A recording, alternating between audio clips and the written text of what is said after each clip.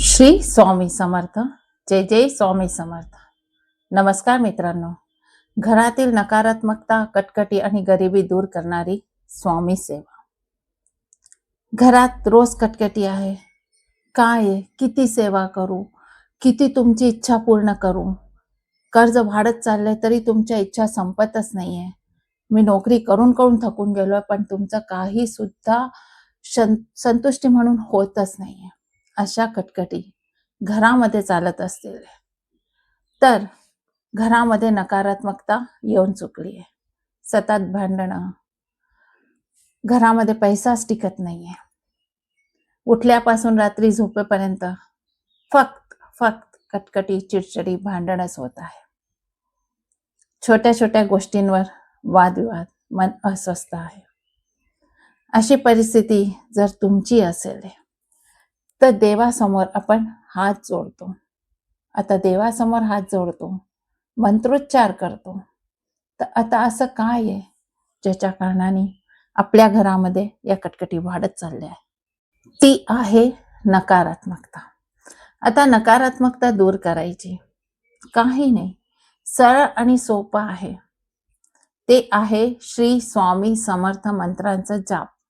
आता तुम्ही म्हणाले की श्री स्वामी समर्थ मंत्रांचा जाप तर मी रोज करतो. मित्रांनो, कधी तुम्ही देवासमोर शांततेने बसा. शांततेने बसा. तुमच्या मनात काय भाव आहे ते भाव तुम्हाला स्वामींच्या डोळ्यामध्ये दिसतील. म्हणजे जर तुम्ही अंतर्मनाने सेवा करायला बसला तर अंतर्मनाची सेवा तुम्हाला स्वामींच्या डोळ्यामध्ये दिसून येईल. जर सेवा करायची म्हणून बसलाय ती सेवा स्वामींच्या डोळ्यात दिसून येईल. जर तुम्ही सर्वस्व अर्पण करून बसलाय तर ती सेवा सुद्धा स्वामींच्या डोळ्यामध्ये दिसून येईल. तर श्री स्वामी समर्थ जप करायचा म्हणजे काय? काही सुद्धा तुम्हाला करायची आवश्यकता नाही. अंघोळ करून बसू का, मी गाईच्या तुपाचा दिवास लावू का, की तिळाच्या तेळाचा दिवा लावू का, मी कोणची माळ घेऊ का, काही नाही. जेव्हा तुमचं मन शांत असेल, थोडं सुद्धा या खूप जास्त मन घाबरलेलं असेल तेव्हा सुद्धा तुम्ही स्वामींजवळ जाऊन बसा आणि मनापासून हात जोडा. तुमच्याकडे काही नाहीये, गाईचं तूप नाहीये, काही फरक नाही पडत. फक्त मनापासून हात जोडून बसा. श्री स्वामी समर्थ मंत्राचा जाप सुरू करा, पण तो मोठ्याने.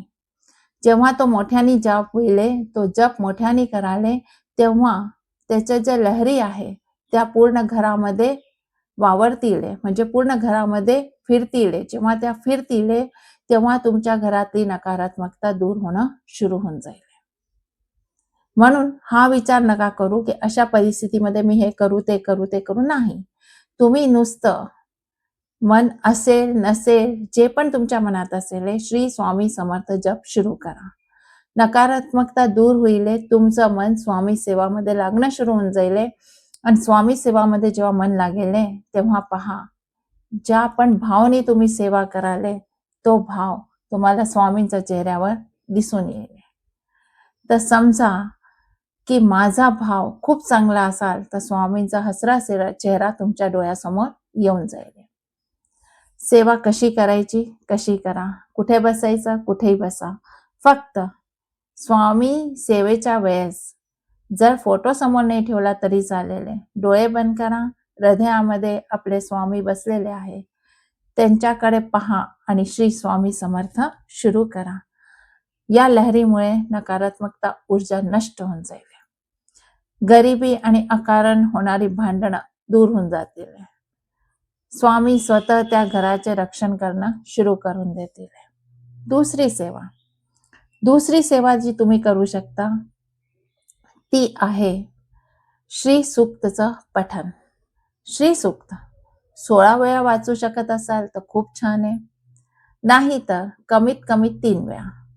हे श्री सूक्त आहे ना, हे ऋग्वेदामधून अत्यंत शक्तिशाली स्तोत्र आहे, जे माता लक्ष्मीला प्रसन्न करण्यासाठी म्हटलं जातं. स्वामींच्या केंद्रामध्ये या सेवेला अनन्यसाधारण महत्व आहे. ही सेवा आपण आता कशी करावी? तर ही सेवा सुद्धा आपण स्वामींसमोर बसून करा. 16 वेळा वाचा. शक्य नसेल तर 3 वेळा वाचायला. संस्कृत वाचता नसेल येत तर मोबाईलवरनं ऐकणं सुरू करून द्या. फक्त एकाग्रता, प्रत्येक याच्यामध्ये एकाग्रता हवी. आणि एक तांब्याभर पाण्यात थोडं गंगाजळ टाकून किंवा शुद्ध पाणी ठेवून द्या. आणि सेवा संपल्यावर ते पाणी तीर्थ म्हणून घरातल्या सर्वांनी प्राशन करायचं आहे.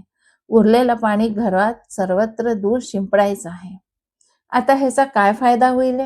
तर घरात पैसा टिकू लागतो, कर्जाचे डोंगर कमी होऊन जातील, व्यवसाय आहे, रोजगार आहे, चे नवीन मार्ग तुमच्या समोर उघडून येतील, गरिबी नष्ट होऊन घरात सुख समृद्धी यायला लागेल. तिसरी जी आपण सेवा म्हणतो तो वास्तुदोष.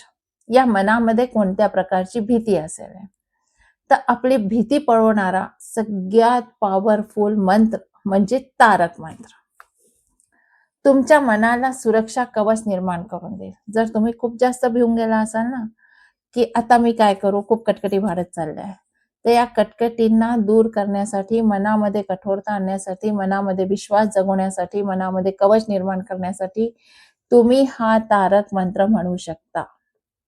एक गोष्ट लक्षात ठेवा, जर तुम्ही शांततेने बसलाय आणि अचानक तुम्हाला हे शब्द कानावर यायला लागतात की निशंक होई रे मना, निर्भय होई रे मना, प्रचंड स्वामीबळ पाठीशी नित्य आहे रे मना.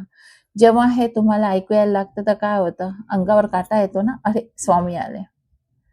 जेव्हा तुम्हाला वाटेल की आता सगळं संपलंय, घरात खूप मोठा वास्तुदोष आहे, घरात कोणीतरी करणी बाधा केली किंवा घरातली माणसं आजारी पडत आहे, तेव्हा फक्त हा तारक मंत्र म्हणा.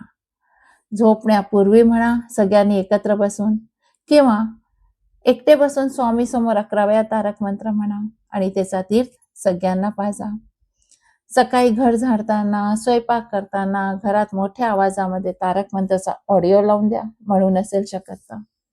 आता याचा काय फायदा होईल तर वाईट शक्ती असतील घरामध्ये त्या दूर चालल्या जातील, वास्तुदोषांना, नकारात्मक विचारांना घराबाहेर काढून दिले, मनातली भीती नष्ट होईल आणि वेगळाच एक आत्मविश्वास निर्माण होऊन जाईल. काही सोपे आणि अत्यंत आपण हे तोडगे पण करू शकतो. जसं मंत्रासोबत आपण या छोट्या छोट्या गोष्टी करू शकतो. भीमसेनी कापूर, रोज संध्याकाळी घरात भीमसेनी कापूर आणि लवंग एकत्र जाऊन त्याचा धूर संपूर्ण घरात दाखवावा. यामुळे घरातील आजारपण आणि नकारात्मकता दूर होईल. गोमूत्र किंवा खडे मीठ गुरुवारी किंवा शनिवारी घर पुसण्याच्या पाण्यात थोडे खडे मीठ टाकावे. तसेच घरात वेळोवेळी गोमूत्र सुद्धा शिंपडावे. घराच्या मुख्य उंबरठ्याचा हा लक्ष्मीचे स्थान असतो. रोज सकाळी उंबरठा स्वच्छ पुसून त्यावर हळद कुंकवाचे स्वास्तिक काढावे.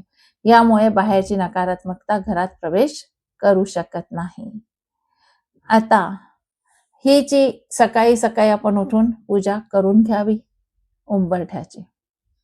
तर भक्तांनो, शेवटी मी एकच सांगेन, जर तुमचे दिवस वाईट चालू असतील, घरात गरिबी आहे, भांडण आहे, तर खचून जाऊ नका. आपले स्वामी कुठेही गेलेले नाही. आजही अक्कलकोटमध्ये आणि तुमच्या हृदयात जिवंत आहे. ते तुमच्या डोळ्यातले प्रत्येक अश्रू पाहत आहे. ते तुमच्या कष्टाची नोंद ठेवत आहे. परीक्षा बघतात ते आपली, पण लक्षात ठेवा ते कधीही आपल्या भक्तांचा हात सोडून नाही जात. आजच स्वामी समोर जा, साक्षात नमस्कार घाला आणि म्हणा, स्वामीराया, माझं जे काही आहे ते आता तुमच्या चरणी अर्पण आहे. माझ्या घरातील गरिबी कटकटी दूर करा महाराज. मी तुमचं लेकरू आहे, मला सांभाळून घ्या. बघा, स्वामी नक्कीच धावून येतील, कारण त्यांचा शब्द आहे, अशक्यही शक्य करतील स्वामी. तुम्हाला हा व्हिडिओ कसा वाटला कमेंटमध्ये श्री स्वामी समर्थ लिहायला विसरू नका. स्वामींचा हा संदेश गरजू भक्तापर्यंत पोहोचे हीच माझी इच्छा आहे, जी स्वामी चरणी मी अर्पित केलेली आहे. स्वामीच्या कारणाने हा मी व्हिडिओ बनवू शकले, नाही तर मी कोण, मी एक साधारण स्वामी भक्त आहे. श्री स्वामी समर्थ.